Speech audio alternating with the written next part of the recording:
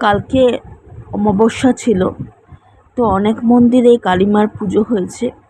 তো বাবা আমার নামে পুজো দিয়েছিল, তো মন্দির থেকে ভোগের প্রসাদটা পাঠিয়েছে। আর ঠাকুরের প্রসাদের টেস্টই আলাদা, তোমরা সকলেই জানো। আমরা তিনজনেই ভাগ বটরা করে প্রসাদটা খেলাম, ভোগের প্রসাদটা।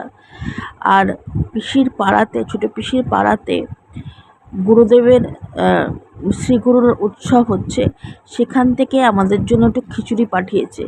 কালকেও খেয়েছি, আজকেও সকালবেলা খেয়েছি টিফিনে।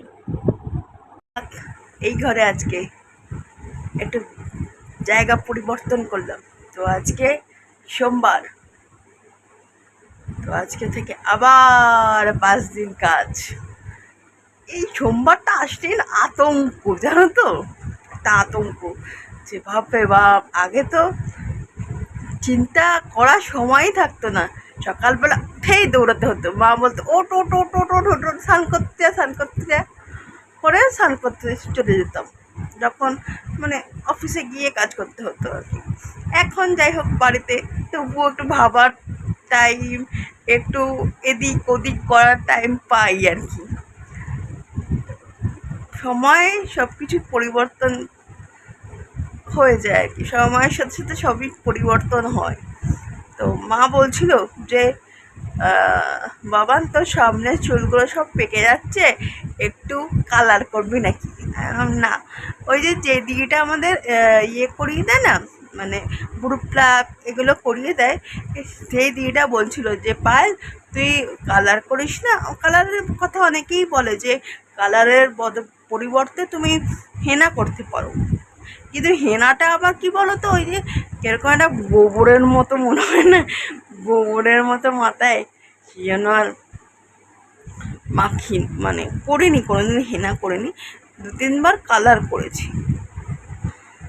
একবার হয়েছিল জানো তো, একবারে লাল টকটকে হয়ে গেছিল মুখটা, চুলটা কালার মেন্ডের কালার করেছে। তখন অনেকটা ছোট, তখন আমি স্কুলের গন্ডে পড়িয়ে গেছিলাম, তখন কালার করেছিলাম একবার। আমি মামাকে দেখে কালার করেছিলাম, কি বিশ্রী। তারপর থেকে আর কালারের নাম, তারপরে একবার হাইলাইট করিয়েছিলাম তখন পার্লার থেকে। ইস, তারপর থেকে পেকে গেছে চুলগুলো, জানো তো। তো যাই হোক, মার জানো তো আজকে মা ভিডিও করছে না, আমি আজকে ভিডিও করছি। কারণ মার একটু চোখটা ফুলেছে, সেজন্য মা বলছে এই চোখ নিয়ে আমি ভিডিও করব না, তুই কর।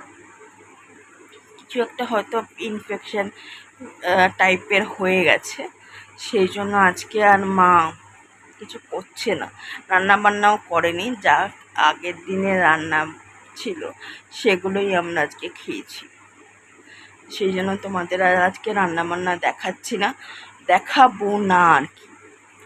কারণ কালকে রান্নাই আমরা গরম করে মাইক্রোওভেনে গরম করে খাবো। ঘুম থেকে উঠে ওকে প্রত্যেক দিন দেখি এখানে বসে আছে, তো আজকেও প্রত্যেক দিনের মতো ওর মুখখানা দেখতে পেলাম। প্রথমে বুঝতে পারছিলাম না জেগে আছে না ঘুমিয়ে রয়েছে।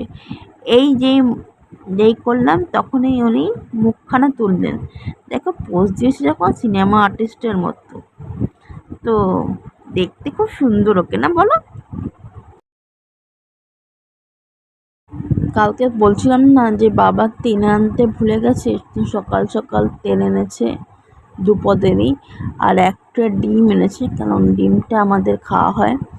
আর এখানে আমাদের যেহেতু প্রত্যেক দিনই বেলপানা খাওয়া হয়, তো এক্সট্রা বেলপানা 1 গ্লাস মানে থেকে গেছিলো।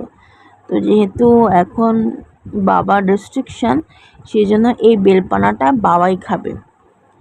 তো দেখতে পাচ্ছ একটু জমে গেছে, ফ্রিজে ছিল তো, এখন হচ্ছে এখন। তো এটা বাবার ব্রেকফাস্ট। বাবা এখন আর অনেক বাইরের তো খায়ই না, আর রুটিটাও এখন বিশেষ খায় না, কার্বোহাইড্রেট কমিয়ে দিয়েছে আর কি, এখন ডায়েটে আছে। তো এই হচ্ছে ব্যাপার। তো আমি আজকে কি ব্রেকফাস্ট করব জানি না। তো বাবা এখন পুজো দিয়ে দিল ঠাকুরকে। এরপরে আমরা লাঞ্চ করতে বসবো। তো আর লাঞ্চ আর দেখালাম না। কালকে মাংস হয়েছিল, মাংস ছিল আর একটু উচ্ছে ভাজা করেছিল, ব্যাস ওই দিয়েই আমরা লাঞ্চ সারলাম আর কি। কাটার মধ্যে কোথাও থেকে ঘুরে আসি, তো সে কারণে একটু এখন বেরোচ্ছি। কোথায় যাব কিচ্ছু ঠিক নেই, তো দেখা যাক কোথায় যাই। হয়তো অনেকেই জানো যে মার পৈতৃক বাড়ি ছিল হচ্ছে ইছাপুরে, যেটা এখন আর বর্তমানে নেই। বাট দাদু যখন প্রথম বাটানগরে আসে এই বাড়িটাতেই ভাড়া উঠেছিল। তো মার ছোটোবেলার অনেক স্মৃতি এই বাড়িটার সাথে জড়িয়ে রয়েছে। তো এই বাড়িটা সম্পর্কে মাকে একদিন তো বাড়িটা দেখে চলে এলাম।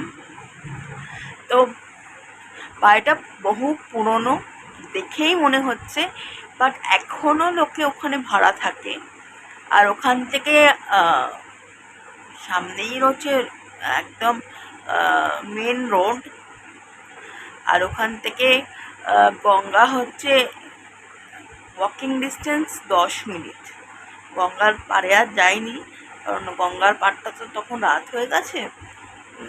তখন বাবা বললো যে যেতে হবে না গঙ্গার পাড়ে, আর বাড়ি চল। তাই না, বাড়ি চলে এলাম।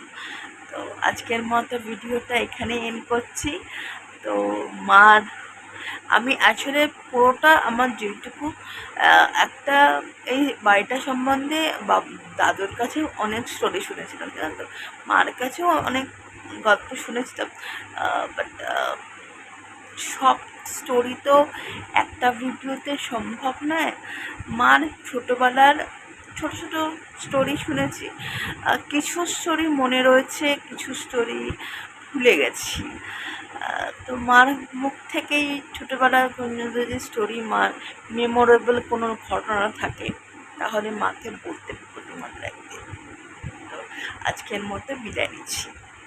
যদি ভিডিওটা ভালো লাগে তাহলে লাইক শেয়ার করো, আর যদি ভিডিওসগুলো ভালো লাগছে তাহলে সাবস্ক্রাইব করবেন আমাদের জীবন। আর ফেসবুকে যদি দেখছেন তাহলে প্লিজ একটু ফলো করে দেবেন। আর একটা ভিডিও নিয়ে কালকে আবার দেখা হবে। টাটা।